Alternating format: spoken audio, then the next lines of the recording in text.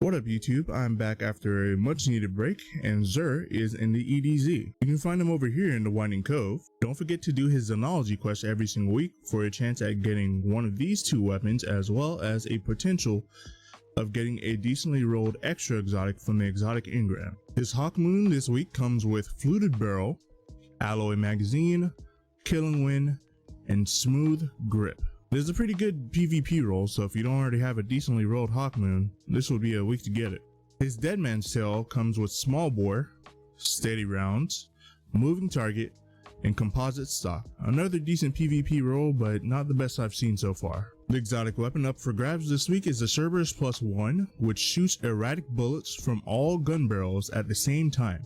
It's like a shotgun, but with full auto. It's got a little bit more range than you think it does, and it actually does a little bit more damage with the further distance you are away from your target. It comes with Rifled Barrel, Fluted Barrel, Full Bore, as well as Spread Shot Package. Aiming this weapon reduces its spread of its projectiles, but it also reduces its range, I believe. It does have an alternate fire mode if you get the Catalyst, which I believe you can get from Strikes, Crucible, and or Gambit, and you hold X to enter its alternate fire mode, which will cause it to shoot really hard but a lot slower. It'll reduce its range a lot more, but anything within that range pretty much gets 2-tapped. I believe it only comes with one ornament, and here you go. So if you want to get that, it is available down in the Eververse store. Graviton Forfeit is the Hunter Exotic.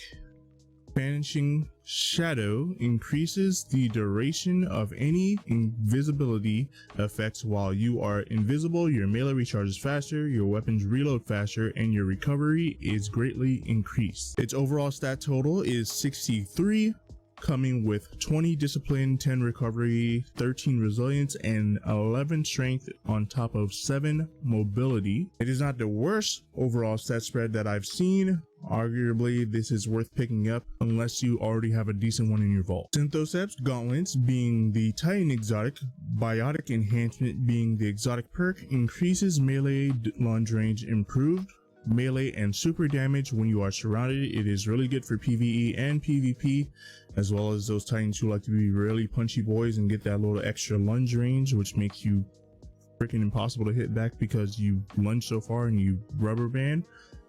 Anyway, you get 18 intellect, 17 resilience. Unfortunately, you get 13 mobility, which you don't really need as a Titan, and 10 strength. This is arguably worth picking up if you don't have a better one in your vault. And once again this season, the Nazareth Sen is up for grabs at Xur. Void damage kills increases the ability, energy, recharge rate, and the Abyssal Extraction is the exotic perk. This one is lower than the one that he brought previously, but it is still 60 overall stat total, and it's got a high amount of recovery and discipline, which honestly makes it worth grabbing in my opinion. Unfortunately, you would really hope that that mobility would be put into somewhere like intellect, but still, if you didn't pick up the one that he brought previously, this one is definitely worth. Xur seems to have gotten pretty generous with the legendary weapons that he's brought for the end of the season, so let's break them down. Starting off with the Gridskipper Pulse Rifle, he's got corkscrew rifling on this one with extended barrel as a second option.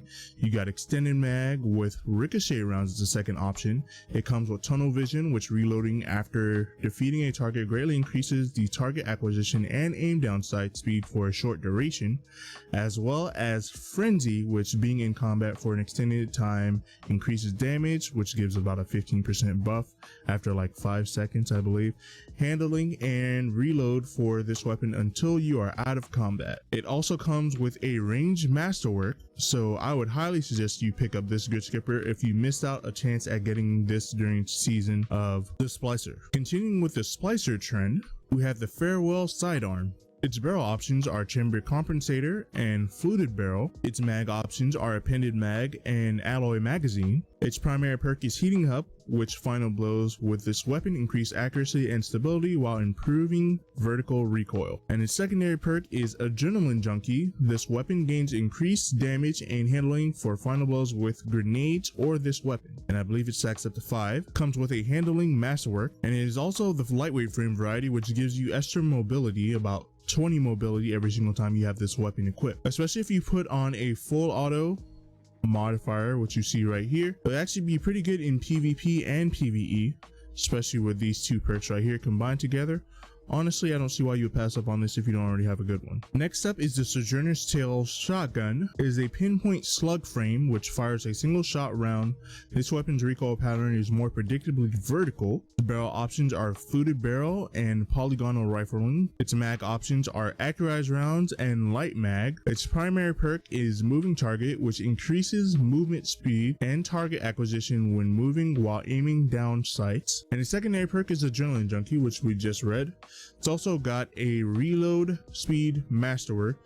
It is more of a hybrid between PvP and PvE. It's got a lot of range at 74 and really good handling. So being able to use this in both PvP and PvE, I would say this is not a bad perk. Unfortunately, it doesn't specialize in either, but that doesn't necessarily make it a bad choice. This Saul's Reverse Auto Rifle, which you can obtain by playing Crucible matches, is also not bad either.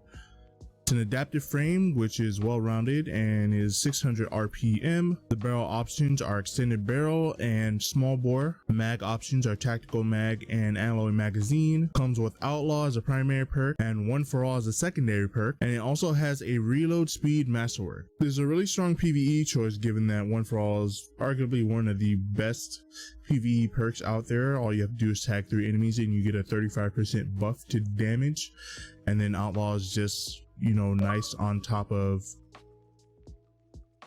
and Outlaw is just nice on top of being able to have that nice extra bit of reload speed from your masterwork. And if you want to triple down on that, you can have alloy magazine when you empty out your magazine, or I would probably stick with tactical mag with having that little bit of extra amount of ammo in the magazine. Winding down to legendary armor recommendations, I say grab these Kairos function plate for your Titan.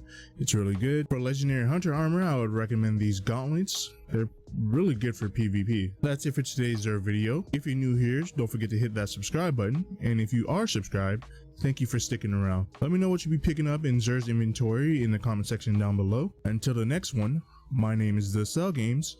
Thank you for watching.